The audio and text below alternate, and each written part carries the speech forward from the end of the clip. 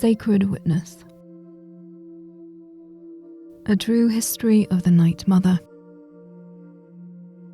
I have met countesses and courtesans, empresses and witches, ladies of war and slatterns of peace, but I have never met a woman like the Night Mother. I never will again. I am a writer, a poet of some small renown. If I told you my name, you may have heard of it, but very likely not. For decades, until very recently, I had adopted the city of Sentinel on the coast of Hammerfell as my home, and kept the company of other artists, painters, tapestries, and writers. No one I knew would have known an assassin by sight, least of all the queen of them, the blood flower, the Lady Death, the Night Mother. Not that I had not heard of her. Some years ago, I had the good fortune of meeting Polani Asai, a respected scholar who had come to Hammerfall to do research for a book about the Order of Diagna. His essay, The Brothers of Darkness, together with Isna Gorming's Fire and Darkness, The Brotherhoods of Death, are considered to be canon tomes on the subject of Tamriel's Orders of Assassins. By luck, Gorming himself was also in Sentinel, and I was privileged to sit with the two in a dark skooma den in a musky slum of the city as we smoked and talked about the Dark Brotherhood, the Morag Dong, and the Night Mother. While not disputing the possibility that the Night Mother may be immortal, or at least very long-lived, as I thought it most likely that several women, and perhaps some men throughout the ages, had assumed the honorary title. It was no more logical to say there was only one Night Mother, he asserted, than there was to say there was only one king of Sentinel.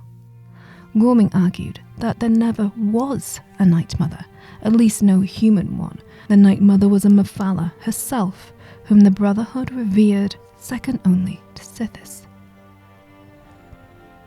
I don't suppose there's any way of knowing for certain, I said, in a note of diplomacy. Certainly there is, whispered Gorming with a grin. You could talk to that cloaked fellow in the corner. I had not noticed the man before, who sat by himself, eyes hidden by his cloak, seemingly as much a part of the dingy place as the rough stone and unswept floor. Turning back to Isna, I asked him why that man would know about the Night Mother. He's a dark brother, hissed Polani Asai. That's as plain as the moons. Do not even joke about asking him about her.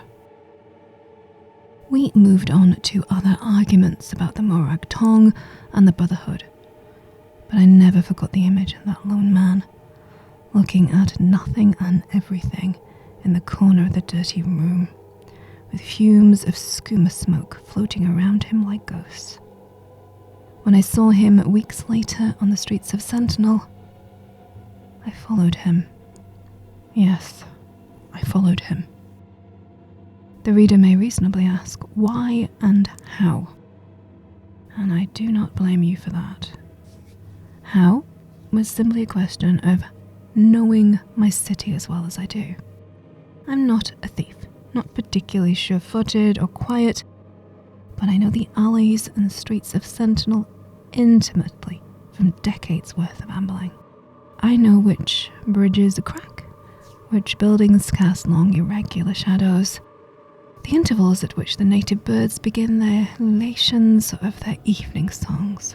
With relative ease, I kept pace with the Dark Brother, and out of his sight and hearing. The answer to why was even simpler. I have the natural curiosity of a born writer. When I see a strange new animal, I must observe. It is the writer's curse.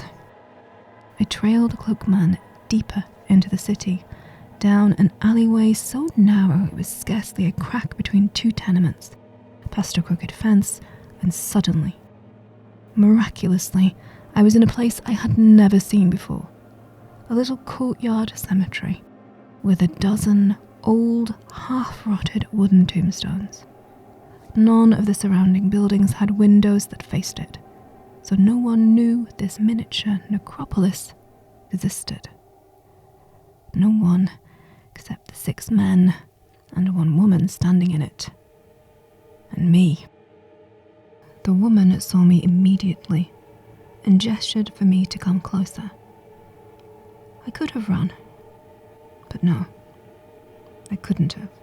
I had pierced a mysterious rite in my adopted sentinel, and I could not leave it. She knew my name, and she said it with a sweet smile. The Night Mother was a little old lady with fluffy white hair, cheeks like wrinkled apples that still carried the flush of youth, friendly eyes, blue as the lilac bay. She softly took my arm as we sat down amidst the graves and discussed murder. She was not always in Hammerfell, not always available for direct assignment, but it seemed she enjoyed actually talking to her clientele. I did not come here to hire the Brotherhood, I said respectfully. Then why are you here? The Night Mother asked, her eyes never leaving mine. I told her I wanted to know about her. I did not expect an answer to that. But she told me. I do not mind the stories you writers dream up about me, she chuckled. Some of them are very amusing, and some of them are good for business. I like the sexy dark woman lounging on the divan in Calavag Townway's fiction particularly. The truth is, my history would not make a very dramatic tale. I was a thief. Long, long ago, back when the Thieves' Guild was only beginning. It's such a bother to sneak around a house when performing a burglary, and many of us found it more efficacious to strangle the occupant of the house, just for convenience. I suggested the guild that a segment of the order be dedicated to the art and science of murder. Didn't seem like such a controversial idea to me. The Night Mother shrugged. We had specialists in cat burgling, pickpocketing, lockpicking, fencing, all the other essential parts of the job. But the guild thought encouraging murder would be bad for business. Too much, they argued. They might have been right, the old woman conceded, but I discovered that there was profit to be made just the same from sudden death. Not only can one rob the deceased, but if your victim has enemies, which rich people often do, you can be paid for it even more. I began to murder people differently when I discovered that. After I strangled them, I would put 2 stones on their eyes, one black, one white.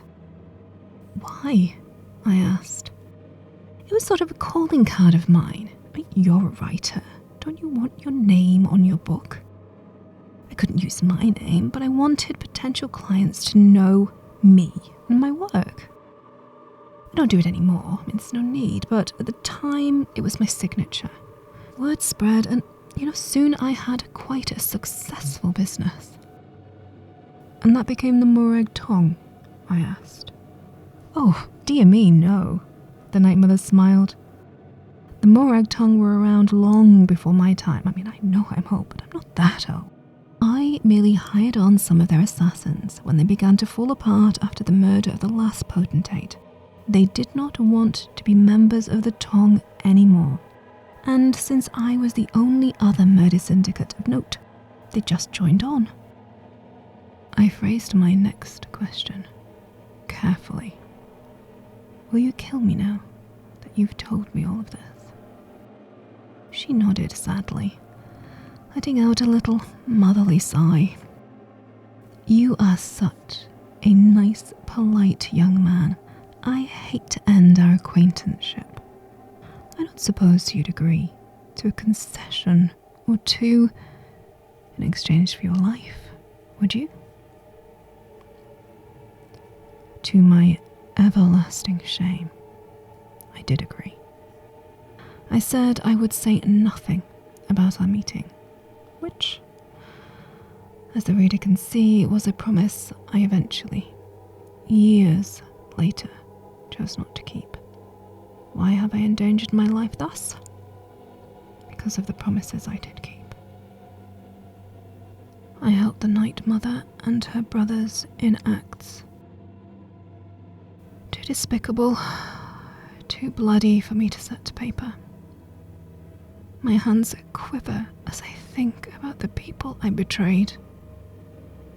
Beginning that night, I tried to write my poetry, but the ink seemed to turn to blood. Finally, I fled, changing my name, going to a land where no one would know me. And I wrote this. The true history of the Night Mother, from the interview she gave me on the night we met. It will be the last thing I ever write. This I know. And every word is true. Pray for me. Editor's notes. Though originally published anonymously, the identity of the author had never been in serious doubt. Any layman familiar with the works of the poet Enric Milnes would recognize the Sacred Witness's familiar cadences and style in such books of his as a la carte. Shortly after the publication, Milnes was murdered. His killer was never found. He had been strangled, and 2 stones, one black and one white, were crushed into his eye sockets, very brutally.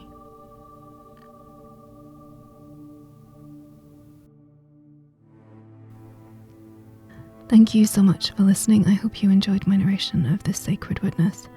It is a beautifully written story which demonstrates the casual brutality of the murderous brotherhoods and their Night Mother. If you did enjoy it, please don't thank me. Thank Nicholas Meyer, Ada, Hain, Jolly Dostar, Dark Griever, Morlany, and all my wonderful patrons, without whom I would be unable to dedicate the time and energy I do to my content creation. I can never thank you enough. I hope you will join me again for more Elder Scrolls Online lore very soon, but until then, as always, thanks for watching.